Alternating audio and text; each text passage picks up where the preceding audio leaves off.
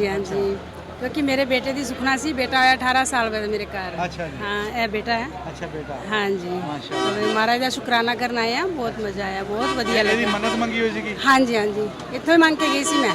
ਅੱਛਾ हाँ जी, ਅੱਜ 18 ਸਾਲ ਦਾ ਹੋ ਗਿਆ। हाँ, नहीं 15 साल का होया। 15 ਸਾਲ ਦਾ हाँ ਹੋ जी, ਗਿਆ। 18 ਸਾਲਾਂ ਬਾਅਦ ਹੋਇਆ। हाँ जी, हाँ जी। ਦੇਖੋ ਜੀ ਰੱਬ ਦੇ ਘਰ ਦੇਰ ਆ ਹਨੇਰ ਆ, ਇਹ ਗੱਲ ਜਿਹੜੀ ਸੱਚ ਸਾਬਤ ਹੋ ਗਈ ਹੈ। हाँ जी, हाँ जी, इस बार जो महाराज का शुकराना करना आए हैं असी, बहुत वधिया लगा। ਹੋਰ ਕੋਈ ਐਸੀ ਗੱਲ ਜਿਹੜੀ ਤੁਹਾਨੂੰ ਇੱਥੇ ਆ ਕੇ ਬਹੁਤ ਵਧੀਆ ਲੱਗੀ ਹੋਵੇ ਜਾਂ ਬਹੁਤ ਮਾੜੀ ਲੱਗੀ ਹੋਵੇ? बहुत वधिया जी, ਤੁਹਾਡੀ ਰਿਸਪੈਕਟ ਬਹੁਤ ਵਧੀਆ।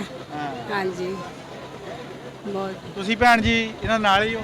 ਹਾਂਜੀ ਇਹਨਾਂ ਦੇ ਨਾਲ ਹੀ। ਪਹਿਲੀ ਵਾਰੀ ਆਏ ਹੋ? ਹਾਂਜੀ ਪਹਿਲੀ ਵਾਰੀ ਆਏ ਆ। ਤੇ ਕਿਵੇਂ ਲੱਗਾ ਆ ਕੇ? ਬਹੁਤ ਵਧੀਆ ਲੱਗੇ। ਸੁਨੇਹਾ ਥੈਂਕ ਯੂ। ਕੋਈ ਸੁਨੇਹਾ ਨਹੀਂ, ਬਹੁਤ ਵਧੀਆ।